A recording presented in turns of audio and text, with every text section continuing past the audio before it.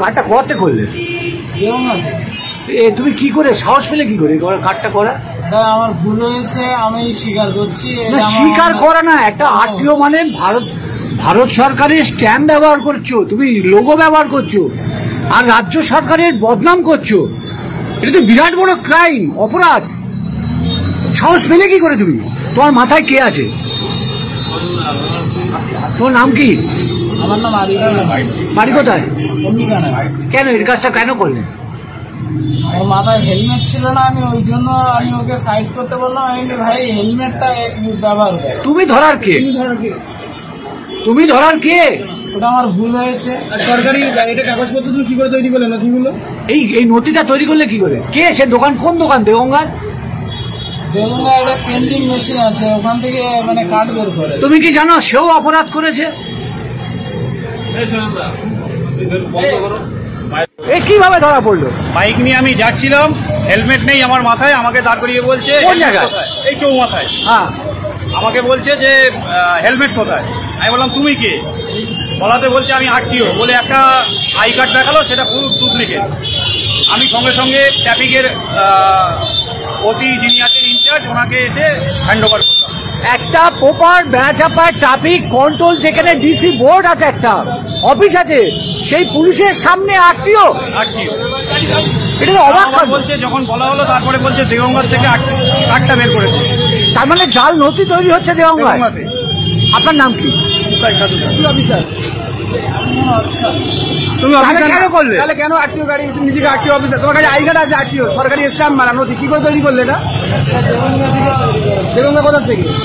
দেগঙ্গা মার্কেটে একটা দোকান আছে, ওই দোকান থেকে করে দেওয়া। মানে ওখান থেকে জাল নথি তৈরি করে এরকম ভাবে? জাল নথি তাহলে দেগঙ্গা তৈরি হচ্ছে? তুমি এতটা সাহস পেলে কি করে? তুমি নিজেকে আরটিও অফিসার বলতে গেলে কেন? একটা বাইক আরোহীকে দাঁড় করালে?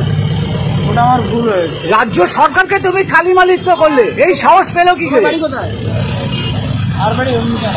তুমি এরকম ভাবে আর কতদিন ধরে এরকম ভাবে নিজেকে কাজ করাচ্ছ? তোমার নাম কি? তোমার নাম কি? তোমার নাম কি?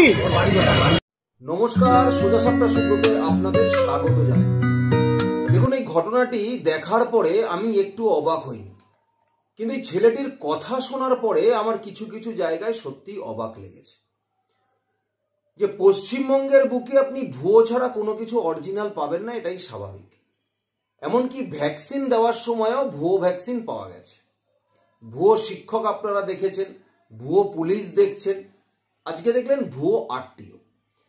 কিন্তু যে জায়গাটায় আমার অবাক লেগেছে, যে একদম বেড়াচাপা, দেগঙ্গা বেড়াচাপার মোড়ে যেখানে পুলিশের ট্রাফিক বুথ রয়েছে, যেখান থেকে রাস্তার ট্রাফিক কন্ট্রোল হচ্ছে, সেই ট্রাফিক বুথের একদম নিকটতম একদম জায়গায় দাঁড়িয়ে এই ছেলেটি হেলমেটহীন বাইক আরোহীকে ধরছে।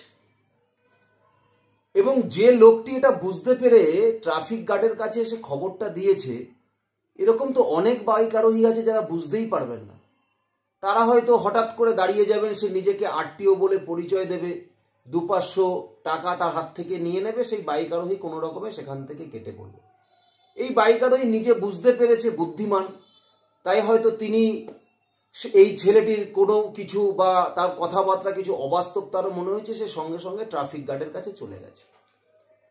কিন্তু আর একটা জিনিস অবাকের কারণ দেখুন, যে এই ছেলেটি কিন্তু পরিষ্কার বলছে যে দেগঙ্গার এক প্রিন্টিং প্রেস থেকে সে এই আরটিওর অশোক স্তম্ভ মার্কা এই ডকুমেন্টস, একদম ভুয়ো ডকুমেন্টস জোগাড় করেছে। ছেলেটির নাম হচ্ছে আরিফুল্লাহ মন্ডল। এখন খটকাটা এখানেই লাগছে, দেখুন, যে তার মানে কি হারে এই সমস্ত জায়গা থেকে এই ফলস ডকুমেন্টস তৈরি হচ্ছে। শুধুমাত্র আধার কার্ড, ভোটার কার্ড নয়, সরকারি নথি এরা জাল করছে। অশোক স্তম্ভ মারা সরকারি নথি এরা জাল করছে। তার মানে ওই প্রিন্টিং প্রেস থেকে কত এরকম অশোক স্তম্ভ মার্কা কত নথি জাল বেরিয়েছে তার কোনো কল্পনা করা যাবে?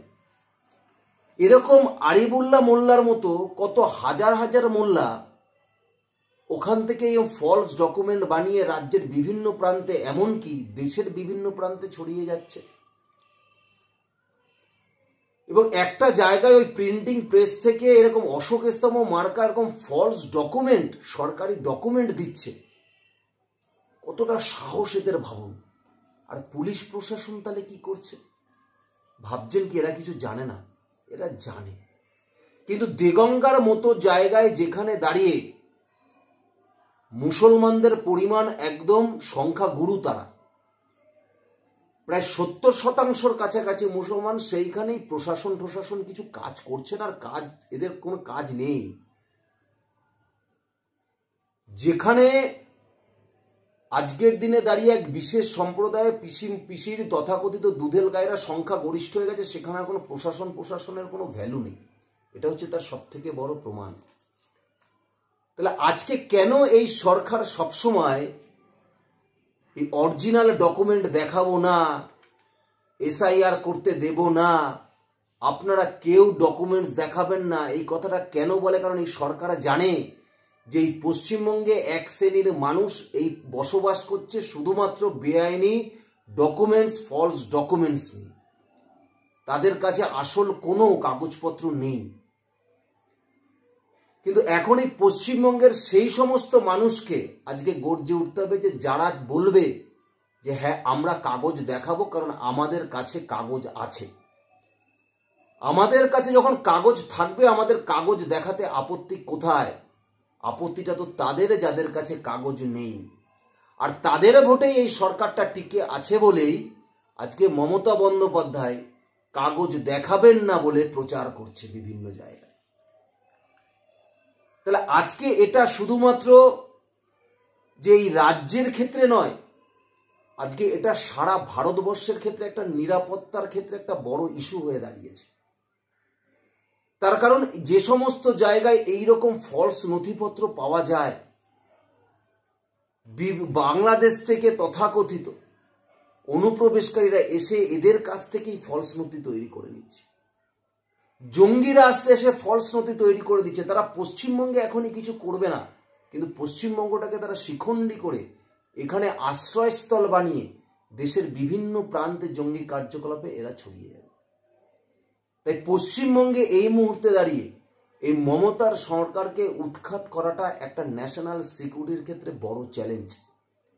তার কারণ যতদিন এই তৃণমূল কংগ্রেসের সরকার এই পশ্চিমবঙ্গে থাকবে, ততদিন সারা ভারতবর্ষ সুরক্ষিত থাকতে পারবে না। এটা হলো তার জলজ্যান্ত একটা উদাহরণ। এটা একটা জলজ্যান্ত উদাহরণ।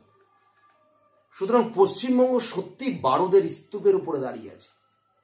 শুধু দেগঙ্গা বলে না, মালদা, মুর্শিদাবাদ, এক এক জায়গায় এরকম ভুয়ো নথি